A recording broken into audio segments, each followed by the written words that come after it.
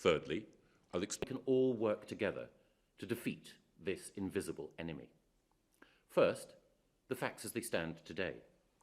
As of 9 a.m. today, a total of 183,190 people have been tested, of which 41,903 tested positive. 15,073 people in England have been admitted to hospital with COVID-19 symptoms. But the pattern of hospital admissions in England and Wales has regional differences. In London, the number of admissions fell slightly between the 1st and 2nd of April. Admissions are steady in Wales, but in Yorkshire and the North East, they've gone up by 35%. And in the Midlands, the rate of hospital admissions has gone up by 47%. 708 people have sadly lost their lives as a result of COVID-19, the highest daily total yet recorded. And that means that of those hospitalised in the UK, the number who've passed away now totals 4,313. Those numbers emphasise again the importance of maintaining social distancing measures to halt the spread of the disease. More than ever, we must stick with it, as the Prime Minister said in his video message. Now, I know that life under lockdown can be challenging, and some will be tempted on this sunny weekend to venture out and about. But, as the Health Secretary underlined yesterday, if we relax our adherence to the rules, we increase the risk for others. That's why it's so important to stay at home, to protect the NHS, and to save lives. We need to think of those on the front line and the sacrifices that they're making for us, as the Chief Nursing Officer for England reminded us yesterday. Ruth May asked us to remember 2 NHS nurses who died after contracting COVID-19. Arima Nasreen, who was just 36, and Amy O'Rourke, aged 39, each had 3 young children. They died while doing everything they could to help the sick and the suffering. We can all best honour them by playing our part in fighting the disease, by staying at home and slowing the spread. 7 healthcare professionals have now lost their lives to COVID-19, and we offer our heartfelt condolences to their grieving families and to the many others mourning the loss of loved ones.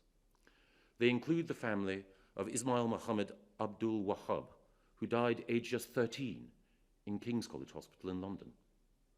His mother and siblings are showing symptoms of the virus, and they were unable to say their final goodbyes at his funeral. In their despair, the loving, dignified tributes from Ismail's parents are truly haunting. Our thoughts today are also with the family of the 5-year-old child with underlying health conditions who's tragically died. So again, you must stay at home to protect the NHS and to save lives. Whatever the temptations this weekend, please don't go outside to visit the lakes, the beaches, the countryside. Take pride instead in keeping your own families and communities safe. The more we restrict contact, the more we slow the spread of the infection, the more time we have to build capacity in the NHS so that we can treat those who are most in need. And I want now to outline how we're increasing NHS capacity. Yesterday we were grateful to His Royal Highness the Prince of Wales, himself recently recovered from coronavirus, for opening the brand new Nightingale Hospital in East London, a testament to brilliant teamwork and determined leadership from the NHS. 2 weeks of hard work have transformed a convention hall into a fully functioning field hospital that can treat 500 COVID-19 patients on ventilators or through oxygenation. New Nightingale hospitals are due to be built in Birmingham, Bristol, Cardiff, Belfast, Glasgow, Harrogate and Manchester. And given that we know that the Midlands are a particular area of concern, the NHS and the military are accelerating their existing work to transform the National Exhibition Centre in Birmingham into a 2,000-bed Nightingale hospital. I've spoken to the Mayor of the West Midlands, Andy Street, earlier today, and he is doing all he can with the NHS to accelerate that work. Of course, a critical part of ensuring the NHS is resilient is improving the testing of staff. 10,984 tests were administered yesterday, and as the Health Secretary outlined on Thursday, we have a strategy to increase that number to 100,000 a day. Testing is a critical part of the clinical pathway that we all follow in seeking to reduce the impact of COVID-19. But the next vital step is appropriate pharmaceutical treatment. That is why, as the Health Secretary explained, clinical trials are now taking place to see if antivirals, which have helped in the fight against HIV, and anti-malarial medicines such as hydroxychloroquine can reliably reduce the harm that the coronavirus inflicts. The next stage in the clinical pathway is ensuring that those patients with impaired lung functions get the oxygen they need, and this is where ventilation comes in. We've been working to increase ventilator capacity across the NHS. Ventilation can be non-invasive and invasive. Effective non-invasive ventilation can ensure patients do not need to be placed on invasive ventilators, where they're intubated and supported to breathe with machinery which takes oxygen direct into their lungs. We've secured new non-invasive capacity with the help of UK manufacturers who've worked at pace to develop new technologies. A team from University College London, working with Mercedes-Benz, have produced a new device which has been clinically approved.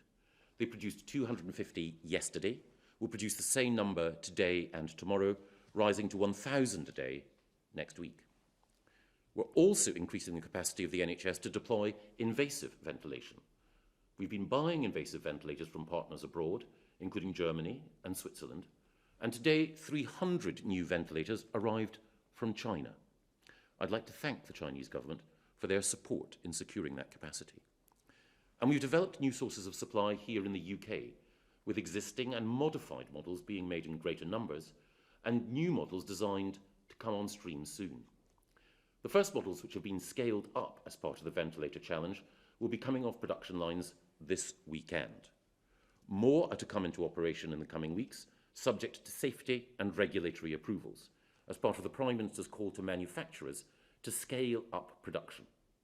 Increasing this production has involved securing supplies of critical components, from lithium-ion batteries to flow regulators, from across the globe to assemble here. The first of the ventilators that the government has ordered from Penlon, a medical devices company based in Oxfordshire, will begin arriving in hospitals this week for final clinical checks. We're grateful to the MOD personnel who will be delivering them, as we are to all the companies who've devoted time, staff and resources to fighting COVID-19. The first devices from Smiths Group have also been received at MOD Donington, a military logistics hub in Shropshire. These have been approved by the regulator. The initial dispatch is the result of scaled-up manufacturing of an existing mechanical ventilator design, and we're grateful for the efforts of an industry consortium, including GKN Aerospace and Rolls-Royce. These ventilators will be distributed to hospitals this week. And next week, UK production of another ventilator device from the companies Diamedica and Plexus will start at their factory in Kelso in Scotland. The design is based on an existing product already in use in the NHS. The more ventilators, invasive and non-invasive, available to the NHS, the more patients can get the care they need when they need it. But the process of design, testing, assembly and manufacture does take time. We need to make sure that these devices are safe and their manufacture scalable. The challenges in increasing numbers are formidable, which is why the commitment of the scientists, engineers, designers and civil servants involved in this work is so impressive. But you don't need to be a scientist or engineer to help them. All you need to do is to observe the social distancing guidelines that have been put in place. The more we all stay at home and slow the spread of the disease, the more time we buy for more ventilators to come on stream and for the NHS to become more resilient. Finally, I want to turn to the way in which all parts of our country are coming together to fight this invisible enemy. Teachers have kept schools open for those who need them, and parents have kept their children at home wherever possible. So we enter the Easter holiday weeks with school attendance having been around just 2%, ensuring that the most vulnerable can be cared for. For children eligible for free school meals, vouchers will be available over the holidays to support household incomes. But I'm conscious that more must be done, particularly over the holiday period, to support children at risk and in need, and we'll be seeing more next week about work in this area. I also recognise that we're asking a lot of the British people, and we in government therefore have a responsibility to communicate as clearly as possible.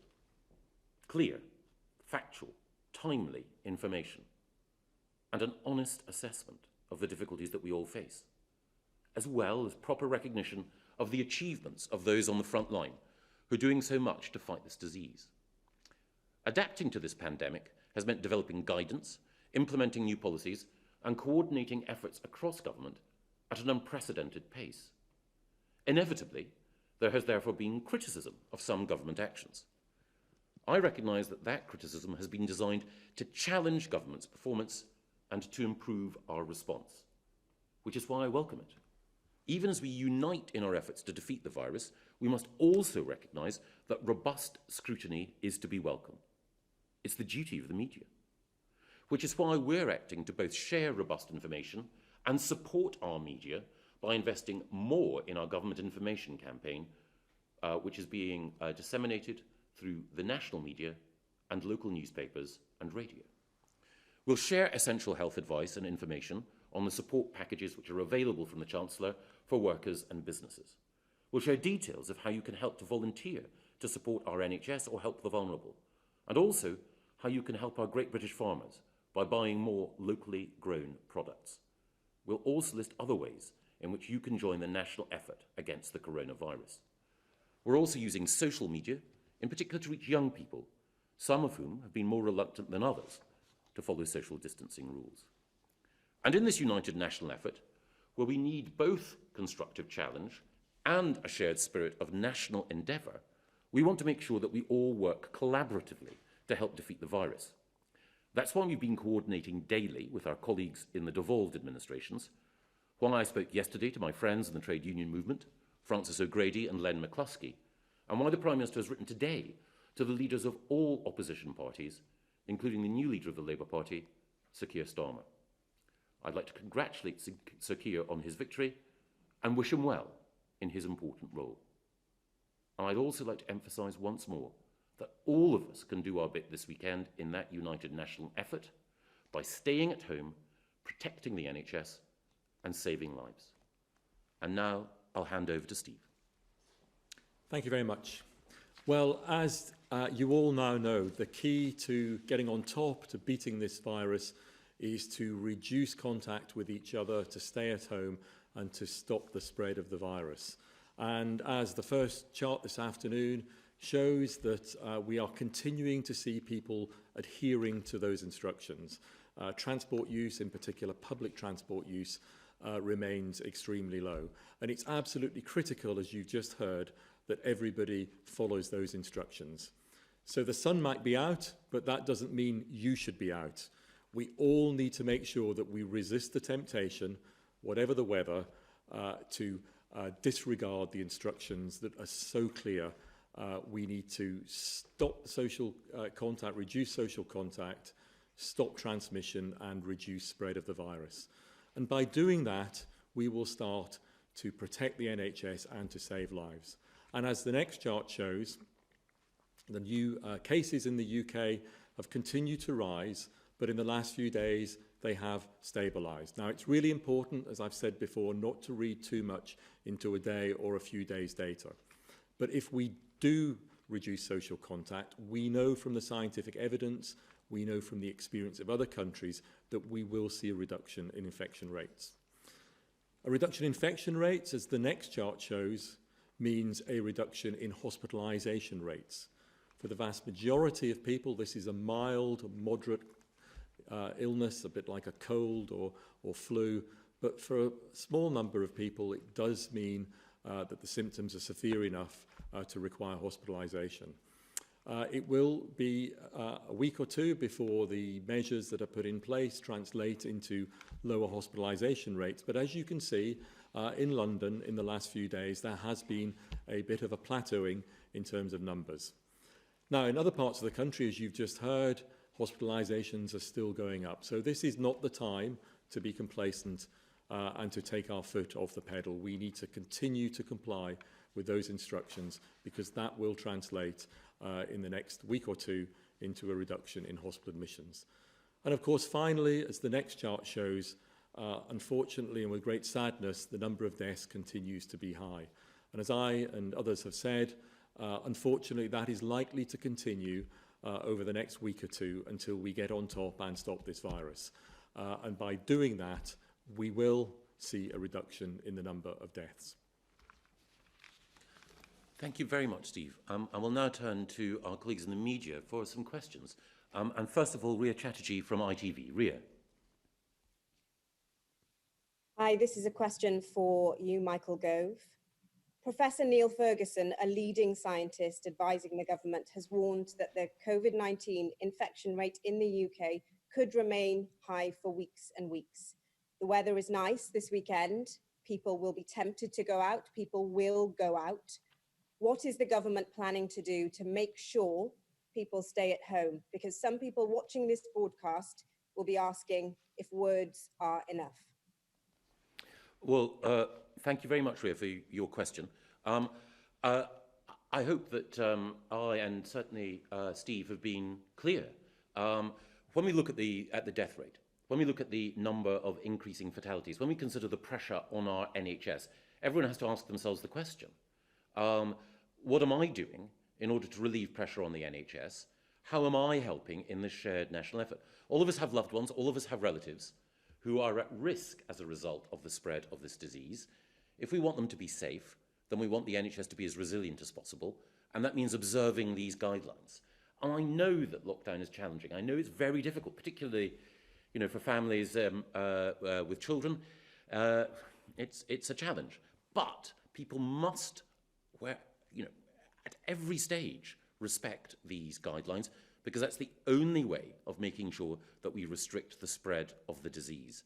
And of course, there are provisions in place, legal provisions in place, if people deliberately flout these guidelines. The police have instructions to engage, to explain, to encourage, and if necessary, to enforce the rules. But it's vital that all of us recognise that if we weigh up an hour or two outside and weigh it against the lives of those we love and the lives of those on the NHS front line, then it should be clear, I hope to all, that we should follow the advice. Steve, is there anything you want to say? Yes, so my colleagues, my friends working in the NHS in the front line would absolutely plead to every member of the public to follow the instructions that they have been provided with. Their safety, their lives depend upon that. And of course, beyond the NHS, it's the lives and the health of all of us, our friends, our relatives, your friends, your relatives, that depend upon us following these instructions. And we know it can work. We absolutely know that this can work. And so, as I've said many times before, this is everybody's chance to save a life, to ensure that a ventilator that might have been used isn't used. And we need to stick with this. It's tough, it's hard for everybody, I realise that. But this is the time that we need to make sure that we don't, we stick to that guidance and we don't deviate from it. Is there anything more that you wanted to follow up on, Ria? That's fine, thank you. Thank you. Next we go to Palab Ghosh from the BBC. Palab. Mr. Gove, do you have any indication so far as to whether people are following the government instruction to stay indoors so far this Saturday? And I'd also like to ask Stephen Powis whether we should take any heart whatsoever from the flattening of hospital admissions in some parts of the country, notably London and the Midlands, and also to elaborate on comments made by Neil Ferguson again, that if we do follow the current restrictions, then perhaps by the end of May, some of the severe restrictions could be substituted by less intensive ones based on testing and technology. What did he mean by that? Thank you very much, Palab. My impression is that people are adhering to the social distancing guidelines, but I also recognise that the temptation is there. As Steve said, when the sun is out, there's a temptation to be out oneself. But the indications that we have so far are that people are observing them, and they're doing so because the overwhelming majority of people are public-spirited and they want to play their part. Steve. So every country in the world will have to work out its strategy for managing this new virus. And as I always say, remember, this is a virus that until a few months ago we didn't know existed and wasn't in the human population. And we are learning about this virus all the time. And the scientific evidence of how the virus is transmitted, how it affects immunity, will become more and more clear over the next few months. So yes, we will have to develop a strategy for coping with this virus, as will all countries. But it's a bit too early yet to say exactly what that strategy will be. The imperative at the moment is to get on top of it and to reduce transmission. So I'm absolutely sure that the advice, the scientific evidence will help those Chief Scientific Advisor, the Scientific Advisory Group for Emergencies, to formulate the best possible advice to the government going forward. But on this day, at this moment in time, the critical objective is to stop the spread of the virus by reducing our contact with each other and maintaining social distance. And it's only if we do that, and only if we are successful in doing that, that we can actually have the conversations about what the next steps are. Is there anything more that you'd like to ask me, Pella? I'd just like to follow up with Stephen, but on whether we should take any heart from the flattening off of hospital admissions. I know it's early days, but can we read that some of the early measures? Yeah, so apologies for not addressing that direct. Effect. So as I described when we showed you the charts, and as I've said before, a reduction in transmission, so spread in the community, and there is some evidence that the measures that have been put in place, everybody's compliance with them is reducing transmission, will over a number of days and weeks start to be reflected. The benefit will be reflected first in a reduction in infections, then in a reduction in hospitalisation, and then finally in a reduction in deaths. So yes, there is reason to be hopeful that some of the changes that we are observing in infections and perhaps in hospitalisations is now reflecting the benefit of the social distancing that everybody is complying with. But it will still take time for that to have its maximum effect. And this is not just about something we did 2 weeks ago or a week ago. This is something that we have to do now and in the days and weeks ahead. Because if we somehow decide that we need to take our foot off the pedal, if somehow we think that this is something for the days past and not the days ahead in the next week or two, then those charts will start to go in the wrong direction again. So the clear message, and it is a broken record, I'm afraid, from both of us, but the strategy at the moment, the imperative at the moment, is to maintain social distancing, stay at home, reduce contacts, stop the spread of the virus, and then we will progressively see the benefit of those actions. Thank you, Palla. Thank you very much, Steve. We'll turn now to Tom Rayner from Sky. Thank you. A question first for Mr. Powys. 13 residents of the Burlington Court care home in Glasgow have died in the last 7 days. They are suspected of having contracted COVID-19, but have not been tested because they weren't in hospital. How much higher do you think the death figures could be in the UK than what we are seeing in the official statistics? Because their deaths will not be in the numbers that we have set out today. And for Mr. Gove, if I may, nearly 1 million new claims have been made to Universal Credit just in the last few days. It is a system designed to encourage people into work, but it does that by incentivizing work rather than relying on the benefit. But when the vast majority of these new claimants are going to be unable to seek work, is it right that Universal Credit be made more generous? I'll hand over to Steve, first of all, to deal with your direct question about social care, and then I'll come back on Universal Credit. So with great sadness and unfortunately, clearly deaths do happen in the community, and those are people who do not go to hospital and therefore do not pass away in hospital. So the figures that we report from the NHS are the figures for deaths in hospitals. The Office for National Statistics is able to report on deaths that occur in the community through the death registration process, and in the last week they have started to do that. So yes, I would expect that deaths will be higher than the number that are reported from hospitals, but I think it will only be in the days and weeks ahead as that data starts to come through from ONS. that we will be able to answer the question that you've asked. This disease does not discriminate, or this virus does not discriminate. It affects everybody in all settings, unfortunately, of all ages. And therefore, as I've said, I do think, sadly, that we will continue to see the high number of deaths that we've seen at the moment. But as we start to get control of this through social distancing, in a few weeks, that will start to fall. And on universal credit, Tom, you're absolutely right that universal credit is designed to support people in work and to help people to find work, and designed to incentivise work. But we're living, as you acknowledge, through unprecedented economic times, and universal credit is the means by which we're giving support to those who need it most. It's not the only means, however, that the government is deploying. As you'll be aware, there are up to 1.5 million people in the most vulnerable category, the shielded vulnerable, who we are distributing food and prescription medicines to. And it's also the case that a new task force led by George Eustice and by the Food and Farming Minister Victoria Prentice are working with local authorities and charities and others to identify other people who are vulnerable, who lack social networks, or who lack resources, in order to make sure that they can get the support that they need. But of course, we keep the whole welfare system under review in order to ensure that we can support people financially through a difficult time. Is there anything that you wanted to come back on?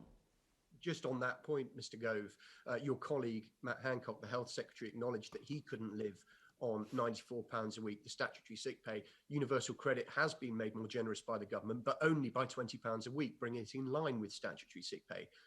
Do you believe that that is acceptable when you have millions of people, many of whom will have been in full-time work, paying their taxes, that is now the level that the government can support them at? Or, given that these are exceptional times, would you consider making the system more generous? I think we have to consider the nature of the system and whether or not we do need to ensure that we better support the vulnerable. We keep that constantly under review, and I think it's important that we do recognise that this is a very, very difficult economic time for very many. Yeah.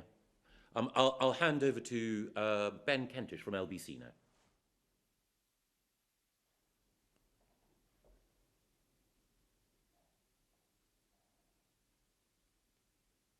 Sorry, Ben. I know that you're asking the question, but the audio here in our press conference room isn't picking up what you're saying. I don't know if there's a technical problem. No. Can you hear me now? Yes, we can, Ben. Sorry. All right, thank you. Mr. Gove, everybody watching this will be wondering the same thing. That is how and when this lockdown will end. You said before, understandably, it's too early to say when, but I wondered if you could help us with the how. Professor Powers just said there, it's almost too early to say what the exit strategy will be. But can you reassure people, because that will worry them, that the government does have a plan, an exit strategy, as it were, to lift this lockdown while also containing the virus? And just specifically, a couple of very quick questions to Professor Powers. Firstly, it's been said a lot that some of the experts advising the government believe that herd immunity, while not the strategy, is ultimately inevitable, that we simply won't be able to stop most people in this country getting coronavirus. All we can do is spread that out to ease the burden on the NHS. Can you level with people today and say that is the case, that most of us will get this at some point? Or do you believe that not to be the case? And very specifically, there's been some early evidence from other countries that treating coronavirus patients with blood plasma with antibodies, or people who have recovered from the illness, can have a significant benefit. Is that something the NHS is looking at, and will you be asking people who've recovered to donate blood? Thank you. Thanks, Ben. On your specific point about when the current restrictions will end, it depends on compliance. One of the points that Neil Ferguson was making earlier today, one of the points that Steve and I have been seeking to make today as well, is that the more effectively that people comply with what we acknowledge are very stringent conditions, the more that we can slow the spread of the disease, the more resilient the NHS can be, the more that we can move to a different phase in due course. But it does rely on people observing that. So there's no fixed point, no specific date in the calendar at which we can say that things will change. We're keeping them under review. The Prime Minister said that the current lockdown proposals will be reviewed in what is just over a week's time. But we need people to comply now. The other thing that I would say is that as Steve, I'm sure, will say more about, we're dealing with a wholly new virus.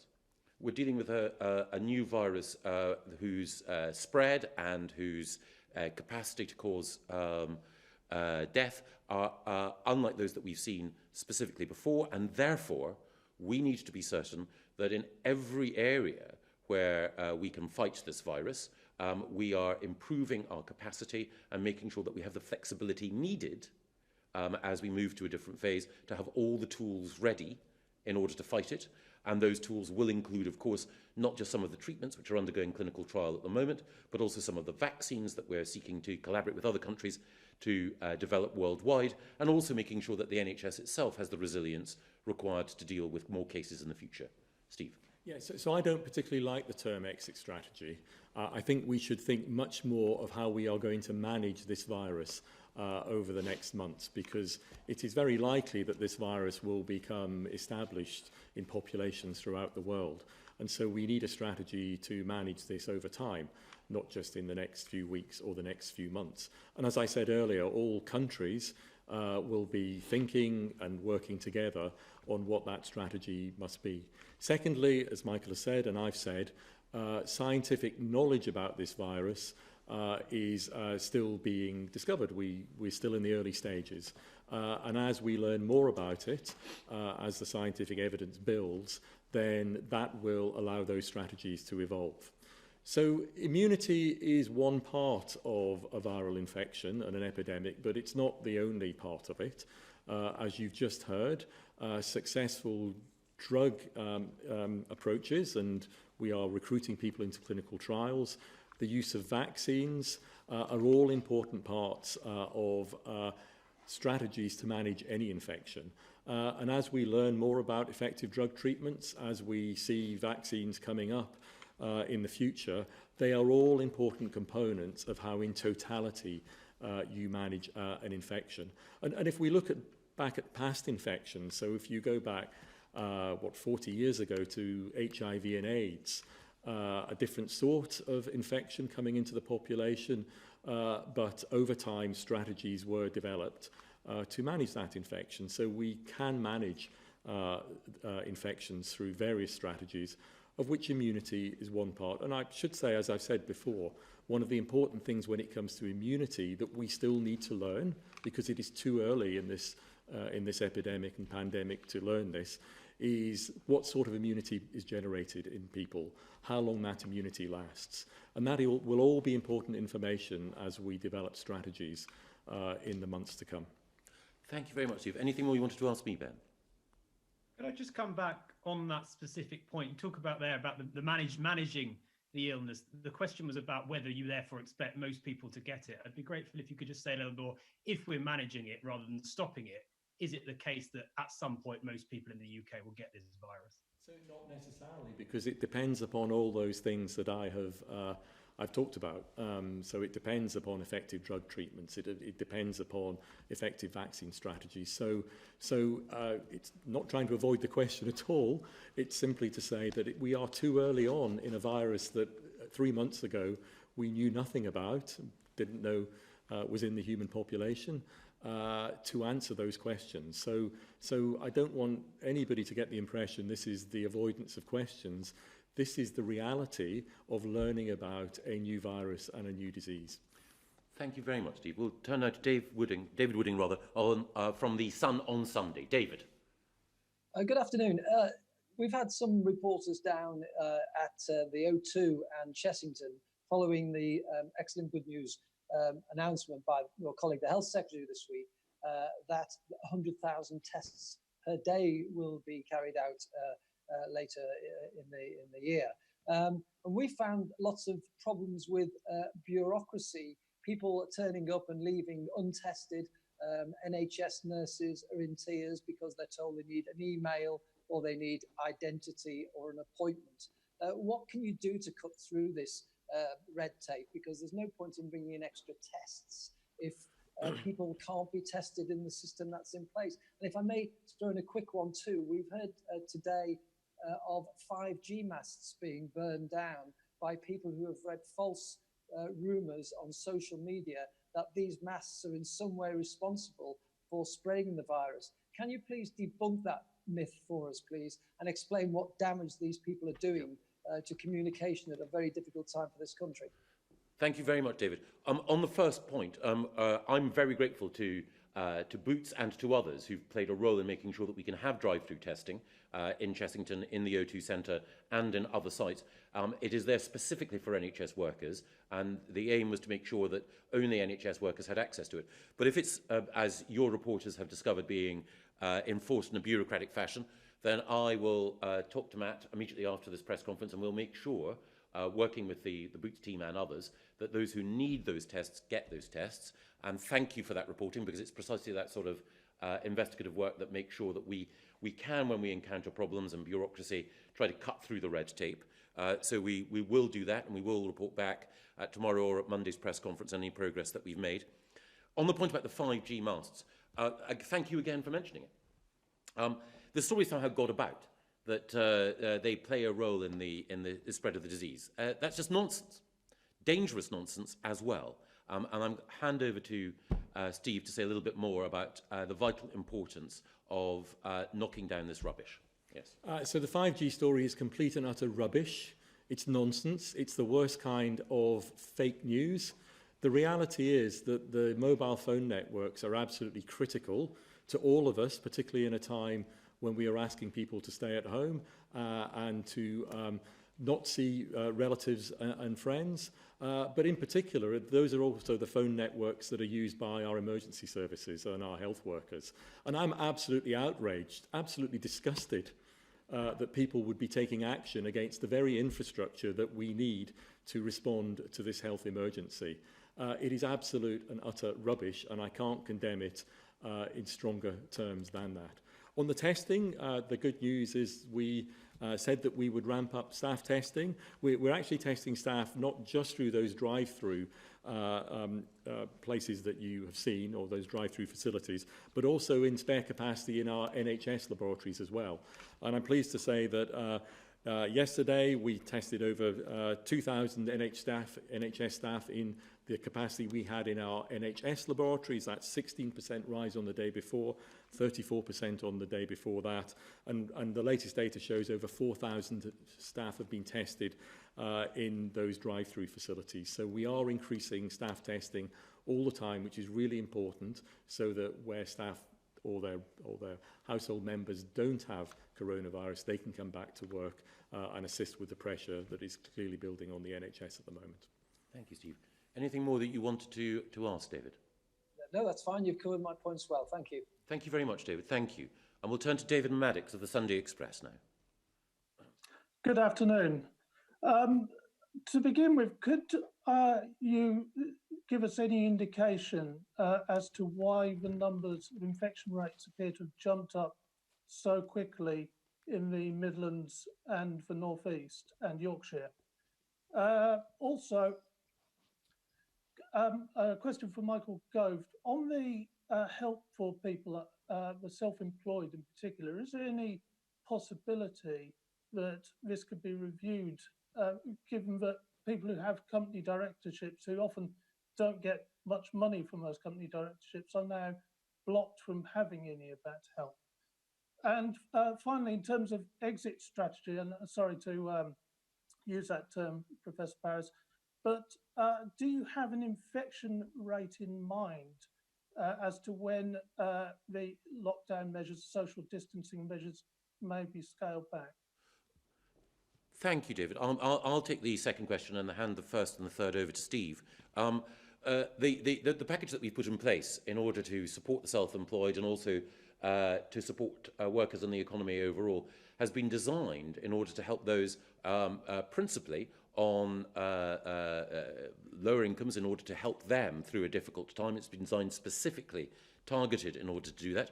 But as we've seen in the course of this week, the Treasury are keeping these schemes under review and are doing everything they can, working with the banks and others, in order to help support viable businesses, to keep people in employment, and to put the government's hands round every working person. So if there are specific examples of inefficiencies in the way in which the business support scheme or support for the self-employed is operating, then I know that the Treasury will want to look at them in order to make sure that support is targeted as effectively as possible. But I'll hand over to Steve on the question about the regional spread and also about how we manage our way out of the current situation. So on the geographical variation, I think it's difficult to give a particular explanation as to why any particular part of the country has a higher rate at any one time. I would say that perhaps, not unsurprisingly, London as a major urban centre has an infection rate which is maybe a week or so ahead of the rest of the country. But for instance, if you look at a normal winter and look at the spread of flu in a normal winter, it's not unusual to see flu rates in the winter pop up in one area of the country before they rise in another area. So that geographical variation is actually to be expected, although, as I say, it's difficult to get under the skin of why one particular area versus another might have a higher rate at any particular time. So not unexpected. On the infection rate per se, no, I don't have a particular figure for infection rate, and I think it allows me to highlight one of the bits of scientific information, one of the pieces of the jigsaw that I've been talking about earlier, that we don't know about yet, but which will help us when we develop strategies going forward. So we are still not clear how many people might have had this virus but have not developed symptoms. That is work that's going on internationally, and in fact it's work that's going on in this country as I speak to try and understand what that figure is. When that information becomes available, when that scientific knowledge is known with large numbers of people, that will help us not only in our strategy going forward, but in our understanding of infection rates per se. Thanks very much. Is there anything you just wanted clarity on there, David? Just very quickly then, are you putting more weight on infection rates or hospital admissions in terms of your strategy going forward? Well, I think the strategy has been quite clear, and it continues to be the strategy. The strategy is to save lives and to protect the NHS. Save lives because clearly we wish to save lives. As a doctor, that's why I went into medicine. Of course, we need to save lives. But putting less pressure on the NHS is important for a number of reasons. Firstly, as I've said before, our strategy is to build capacity in the NHS.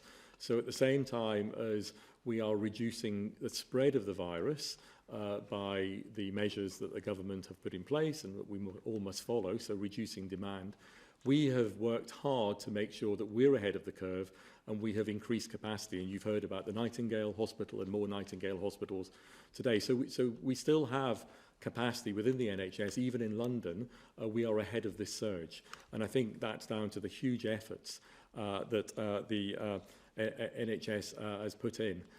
So going forward, the strategy will need to be to continue to make sure that the NHS can cope with this and that we save lives. So those are the two pillars of the strategy going forward. Thank you. And we'll turn now to Michael Savage from The Observer. Michael. Thank you. First to the Secretary of State. On compliance, you mentioned in your introduction about young people using social media to reach them. Do you have demographic data suggesting they're being less compliant at the moment compared to other demographic groups? And also, we're 2 weeks into this now. You're having to work very, very hard to implore the public to stay home. What other methods could the government call upon when we're months into this rather than weeks to ensure compliance continues? And to Professor Powis, if I could, question on ventilation. Neil Ferguson says we might reach a peak in 7 to 10 days. According to our models, how many ventilators will we need at that point? And how many do we think we will have? Thank you. Okay. Thank you very much, Michael. The evidence does suggest that compliance does vary across different sections of the population. And there has been evidence to suggest that for some young people, there's been a lower level of compliance. And that's why it's important that we reach them appropriately. It may be that some of the messages and some of the channels that we've used have not reached some sections of the population. It may be that younger people feel that they're less likely to be affected and less likely to be infected. One of the reasons, therefore, for trying to make sure that our message is consistent is that for some, you may hear this message again and again and again and think, well, the government is, as Steve mentioned earlier, sounding like a cracked record. But there'll be many who won't have access or don't access traditional media And we need to make sure that we get the message through to them.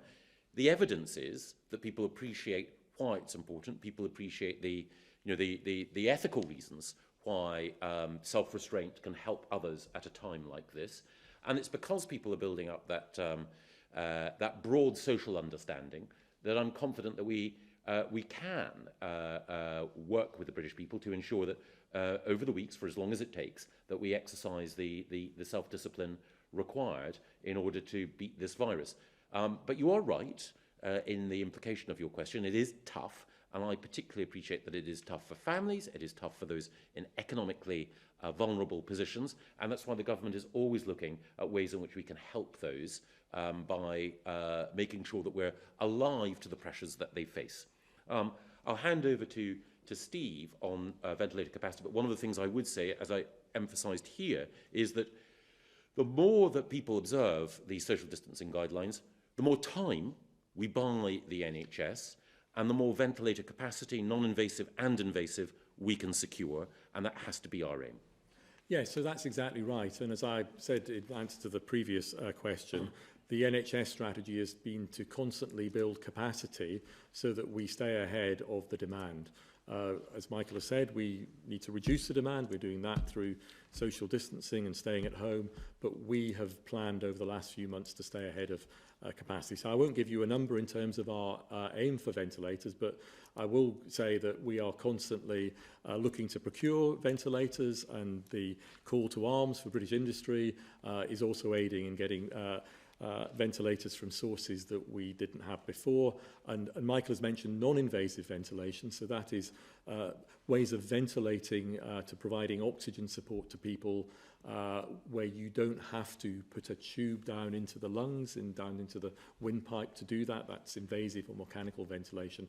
And we are learning all the time, not least through international collaboration, as to how non-invasive ventilation might be used. So the overall strategy is to keep our ventilation capacity and our critical care facilities ahead of the demand. And we have successfully done that so far. And if we all comply with the measures that are put in place, that have been put in place, then that gives us a very best chance that the demand never exceeds the capacity. And one final thing I'd say about capacity, so I think it's important that everybody realises that although we are focusing on increasing capacity to deal with the coronavirus, the NHS is still working, as it always does, for people with other health emergencies. So it's really important that at this time when there's a focus on COVID-19, that if you have symptoms of a stroke, that if you have symptoms of a heart attack or any other emergency, that you are contacting the NHS and the health services as normal. Because the NHS is focusing as hard on people with other conditions, other emergency conditions, as it is on coronavirus. And it's important that we do both of those at the same time, and that has been our strategy and will continue to be our strategy. Thank you very much, Steve. Anything you wanted to follow up on with me, Michael, or...? Could I just ask quickly whether your introductory remarks about ventilation change the underlying numbers? That is broadly that we have just over 8,000 ventilators and 8,000 on order.